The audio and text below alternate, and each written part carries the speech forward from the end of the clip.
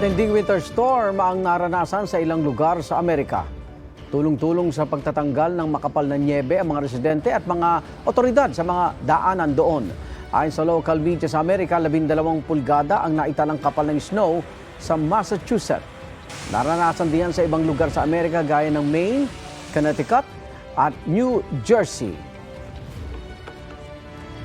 Pasintabi po sa mga kumakain, problema ang hatid ng sandamakmak na basurang palutang-lutang sa isang ilog sa bayan ng Bosnia and Herzegovina. Imbes na breathtaking view, puro basura gaya ng mga bote at plastic ang makikita sa Drina River.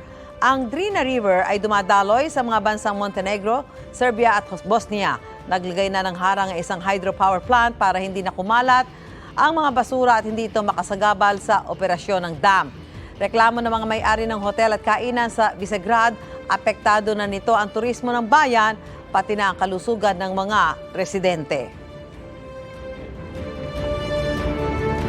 Igan, mauna ka sa mga balita. Mag-subscribe sa GMA Integrated News sa YouTube.